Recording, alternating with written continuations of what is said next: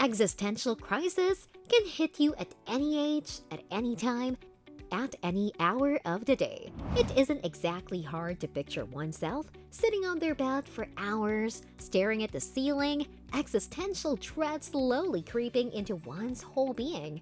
Okay, that might have been a little too dramatic, but it is true. Feeling a little lost about what one should be doing in life is perhaps as natural to human beings as breathing itself, and in those moments, all you probably want to do is sit back down and have someone tell you what exactly to do with yourself. But life hits the hardest when you've just left your teenage years behind and you feel like your whole world is completely obscure right now.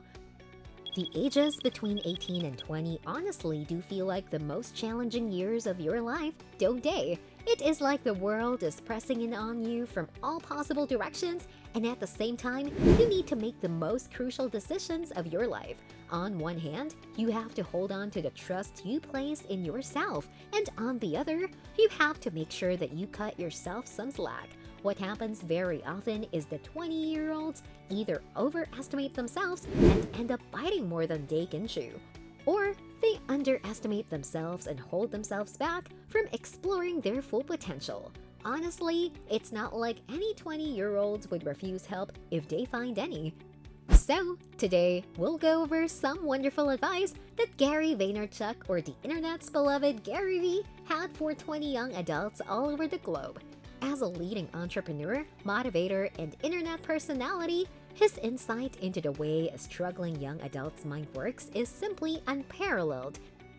In an interaction with a 20-something-year-old, Garyvee was asked the very pertinent question that probably plagues the mind space of almost every young adult who is trying to make it on their own out in the big bad world. He was asked about the secret to dealing with the intense stress and self-doubt that comes along with wanting to carve out a niche for oneself in the world. It is honestly not uncommon for people this age to beat themselves up and tear themselves apart in self-scrutiny and self-doubt as they deal with the societal pressure that comes along with doing what they want to do. This particular advice seeker was gearing up to kickstart her own business, and she wanted some help with climbing out of the rut that intense psychological pressure can push you into.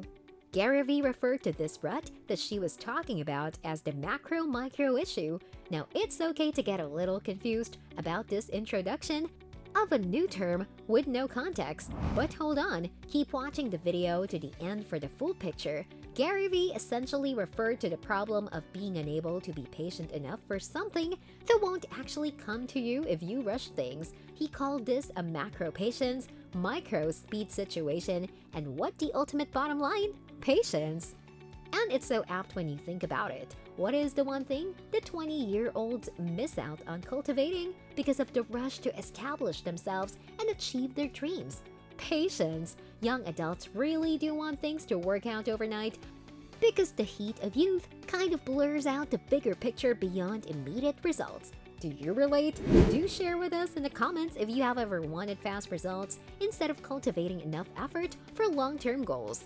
Anyway, what happens a lot is that young adults tend to forget that it's not crucial to develop a monomania and rush at a single stubborn goal with full force at the very beginning of their lives. Instead, this is the age when they could be investing in exploring all their options, or at least as many of their options as they can. As he put it, nothing good is gonna happen for the next 6 years, which means that it'll take a while for any beginner's venture to take off, and this is the time that they should be utilizing to gather experience and try every good idea they have, irrespective of how risky it may seem initially, because if you don't risk it all, when you have the energy to build up again from scratch, you will probably take a conservative or defensive stance for the rest of your life, ridden with the regret of not taking risks when you were in a position to.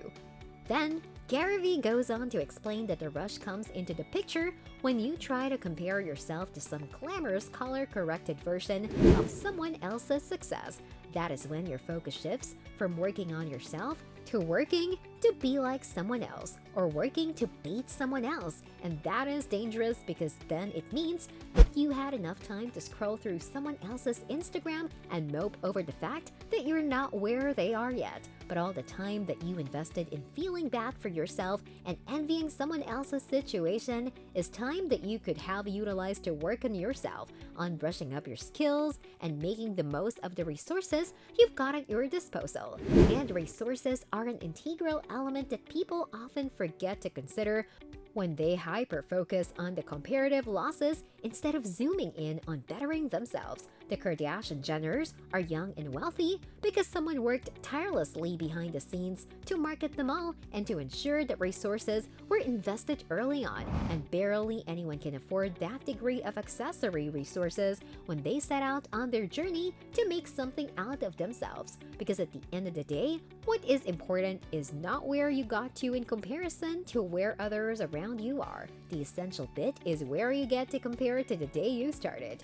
Your only competition is your yesterday and not some random person who flashes their success through their social media handles. I mean, how common is it for us to feel instantly demotivated or envious when we witness things going apparently right for a peer while we are struggling? Probably everyone has stories about how someone else they knew got really successful and that sent them into a whirl of depressive episodes.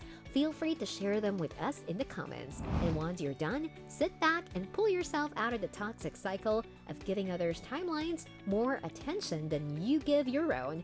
Another very crucial gem of advice he shared was on the importance of not just trusting the process, but also enjoying it along the way. He emphasized the observation that young adults often miss out on relishing the journey as they run headlong at their goals, and he even said that if he was to have any advice for his younger self, it would be to have a little fun every now and then. On that subject, if you had any advice for your younger self, what would it be? Is there anything specific you'd ask yourself to do, or would it be a generalized piece of advice? Do let us know in the comments. To sum it up, someone else flexing their growth is not worth getting worked up over. So the best way to go for 20-somethings would be to patiently do everything in their power as part of their daily grind.